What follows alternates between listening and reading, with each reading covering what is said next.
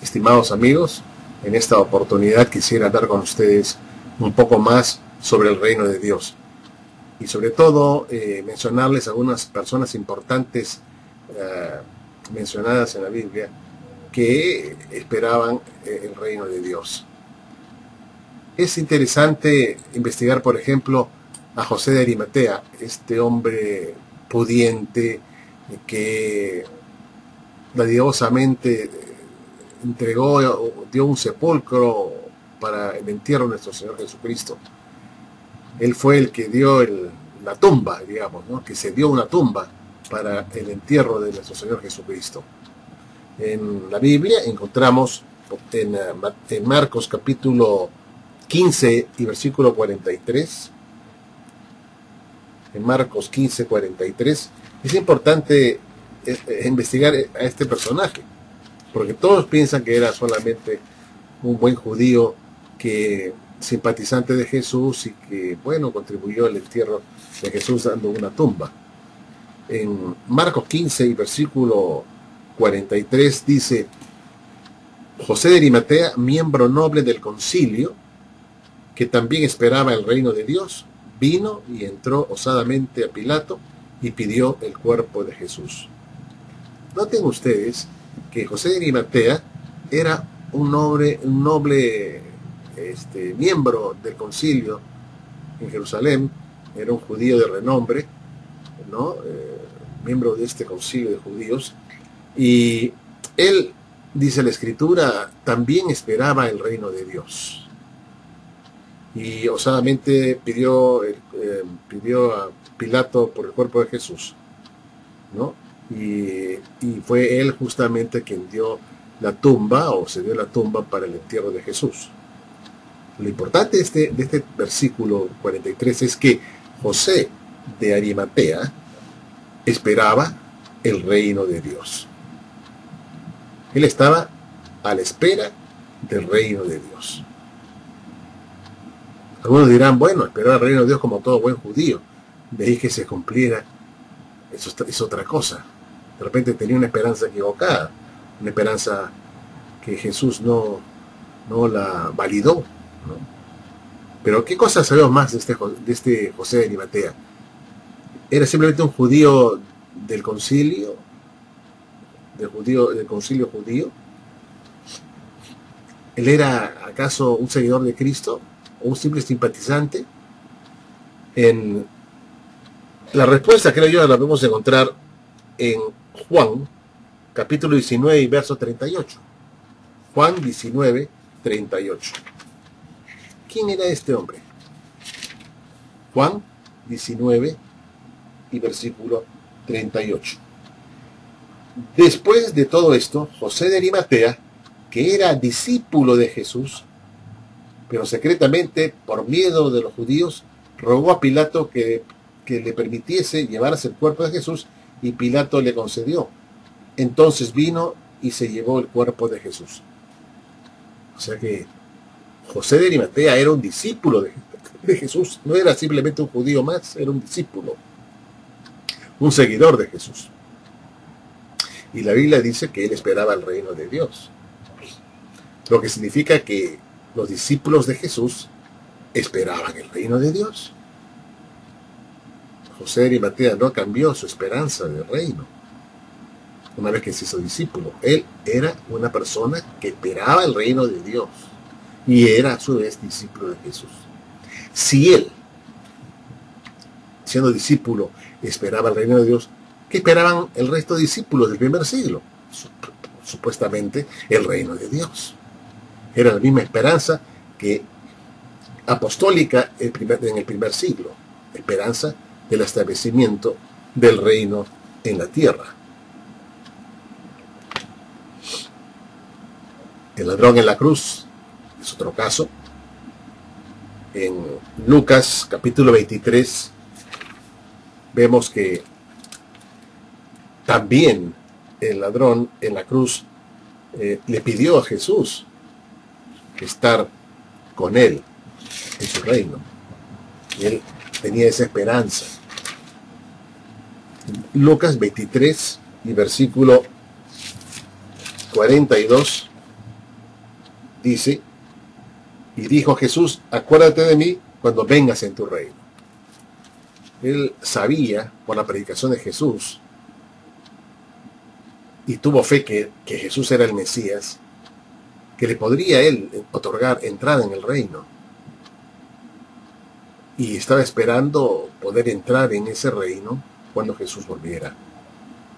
Y esta era la esperanza que tenía este ladrón en la cruz.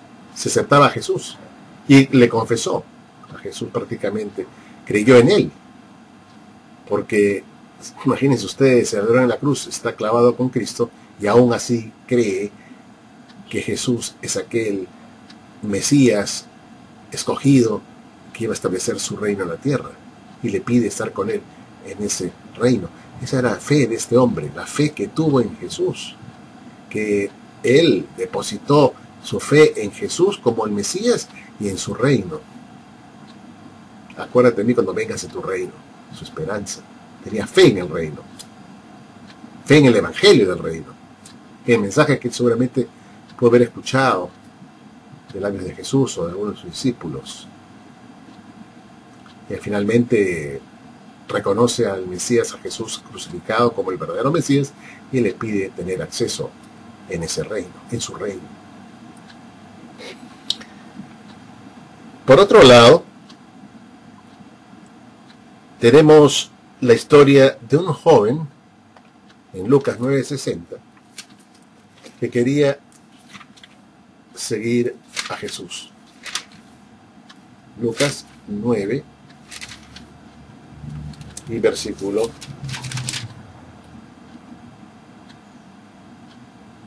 y vamos a leerlo mejor del versículo 57, o sea, Lucas 9:57. Yendo ellos, uno le dijo en el camino: Señor, te seguiré a donde quiera que vayas. Y le dijo Jesús: las zorras tienen guaridas y las aves de los cielos nidos, mas el Hijo del Hombre no tiene dónde recostar la cabeza. Y dijo a otro: sígueme. Él le dijo: Señor, déjame que primero vaya y entierre a mi padre. Jesús le dijo: deja que los muertos entierren a sus muertos, y tú ve y anuncia el reino de Dios. Le urge que deje todo que él considera primordial, urgente, por el reino, y lo anuncie.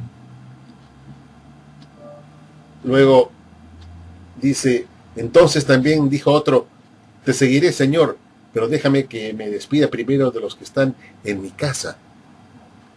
Y Jesús le dijo: ninguno que poniendo su mano en el arado mira hacia atrás es apto para el reino de Dios.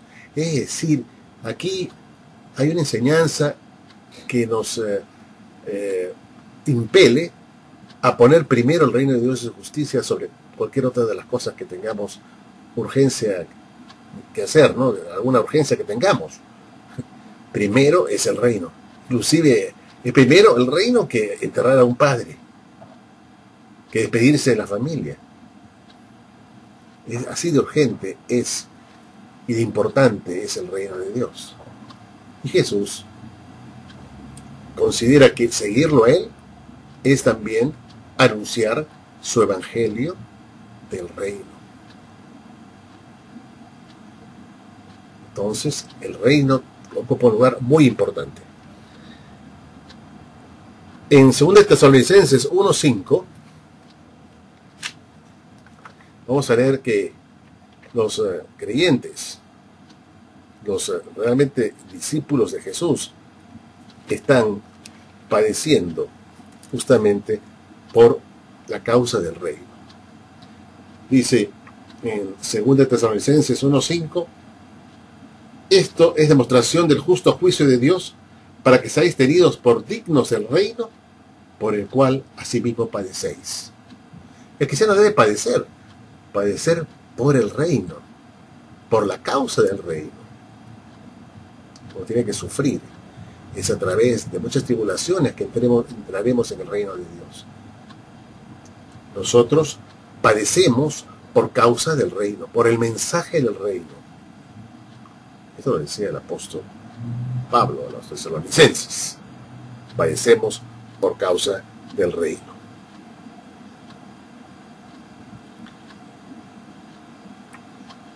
Los discípulos del primer siglo, cuando ya veían a Jesús entrando a Jerusalén, ellos pensaron de que el reino se iba a manifestar inmediatamente.